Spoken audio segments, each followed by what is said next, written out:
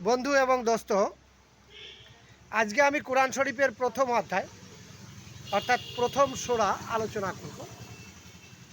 আল ফাতিহা, মাত্র ৭টি শ্লোক অর্থাৎ ৭টি আয়াত। এই আয়াতগুলো আমি আপনাদের সম্পূর্ণটা পড়ে শোনাবো বাংলায়, কারণ আমার বিশাল বিশাল ভালো লেগেছে। সমস্ত প্রশংসা ঈশ্বরের জন্য, যিনি নিখিল জগতের প্রভু। আয়াত নাম্বার ১ অর্থাৎ শ্লোক নাম্বার ১। সমস্ত প্রশংসা তার, যিনি অনন্ত কোটি ব্রহ্মাণ্ডের মালিক। এটাই তো স্বাভাবিক। ২, পরম করুণাময় দয়ালু, যিনি জগদীশ্বর, তিনি পরম করুণাময় দয়ালু। তার থেকে দয়ালু, তার থেকে করুণাময় কেউ আছে বলে আমার মনে হয় না।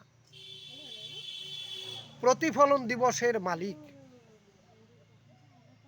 মৃত্যুর পরে আমাদের পাপপূর্ণ বিচারের মালিক সেই। ৪, আমরা আপনারই উপাসনা করি এবং আপনারই সহায়তা চাই। জগদীশ্বরের সহায়তা কে না চাই? সহযোগিতা আছেন কেউ? অবশ্যই এই বিশ্ব ব্রহ্মাণ্ডে কোনো মানুষ আছে বলে আমার মনে হয় না। ৫, আমাদের সোজা পথ দেখান।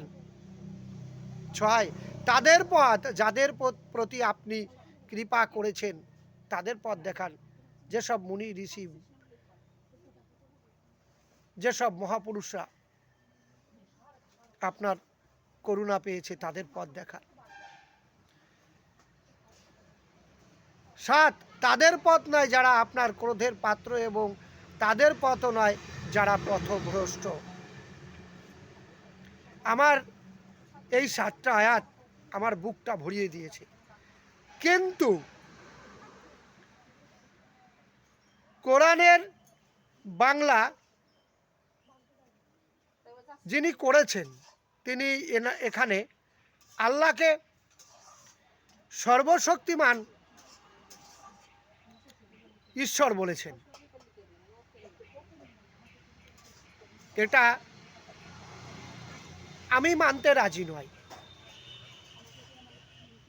ভিডিওটা না টেনে আপনারা দয়া করে একটু ধৈর্য ধরুন।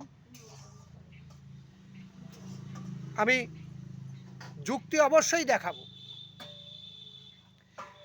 ইতিহাসবিদদের মতে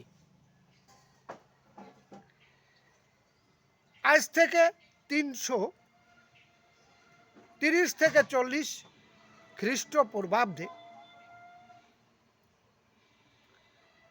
চন্দ্রগুপ্ত মৌর্য যখন মক্কা দখল করে, তখন মক্কার দায়িত্বভার তিনি কুরাইশদের বংশের হাতে তুলে দেন। এই কুরাইশরা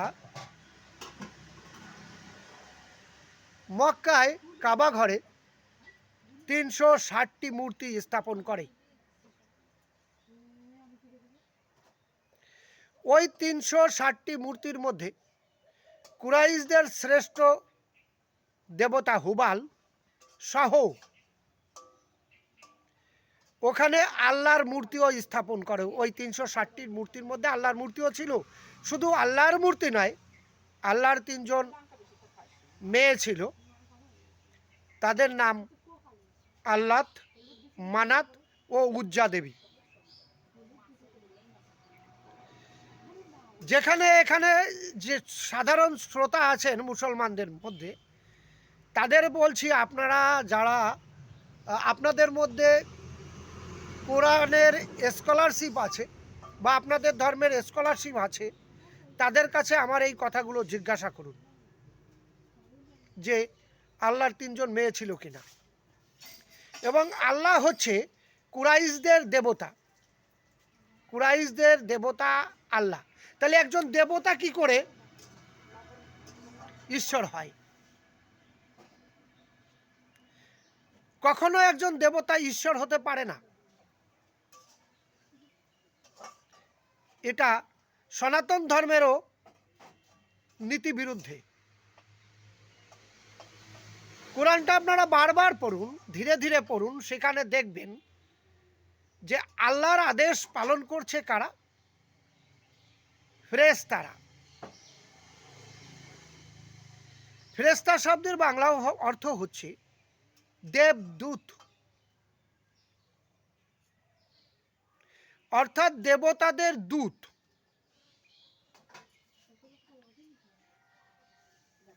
দেবদূত আল্লাহর কথা শুনছে,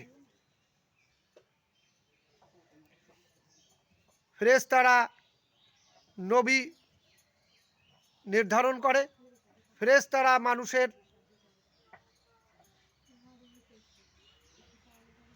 আত্মা ছিনিয়ে নেয়, মৃত্যু দেয়, ফেরেশতারা যুদ্ধে সহযোগিতা করলো, ইত্যাদি ইত্যাদি। সনাতন ধর্মে বলে কি, ঈশ্বরের আদেশ শোনে দেবতারা, দেবতাদের আদেশ শোনে দেবদূতরা। এতেও প্রমাণিত হয় যে আল্লাহ ঈশ্বর নয়, আল্লাহ একজন দেবতা। কুরাইশদের দেবতা কি করে ইসলাম ধর্মের ঈশ্বর হলো, এটা আমার জানা নেই। যদি কারুর জানা থাকে তাহলে কমেন্টে আমাকে জানান।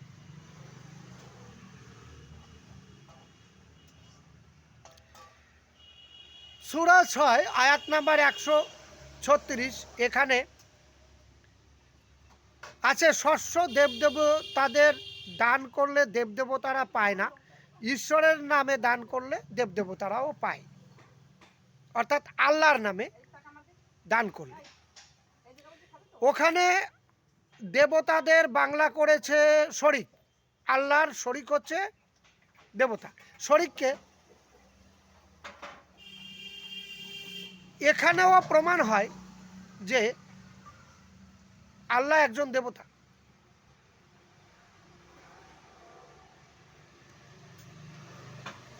তাই আমি আল্লাহকে সর্বশক্তিমান ঈশ্বর মানতে পারলাম না।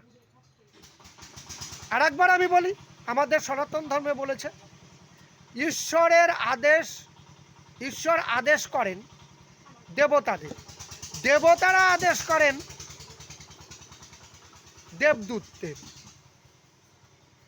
যেহেতু কোরআনে বারবার আল্লাহ আদেশ করছে দেবদূতদের অর্থাৎ ফেরেশতাদের, অতএব আল্লাহ একজন দেবতা। আরও আসি, মহানবী ইব্রাহিম যে জুডাইজম ধর্ম প্রতিষ্ঠা করেছিলেন, সেই জুডাইজম ধর্মের সর্বশক্তিমান ঈশ্বর ছিল হাশেম। হাশেম বলা হতো। বাংলাদেশে একটা গান আমি শুনেছি, হাশেম আমার মুক্তার, হাশেম আমার ব্যারিস্টার, শেষ বিচারের হাইকোর্টেতে তিনি আমায় করবেন পার, আমি পাপী তিনি জামিনদার। এদিকে কুরাইশদের সর্বশক্তিমান দেবতা বা ঈশ্বরও বলতে পারেন,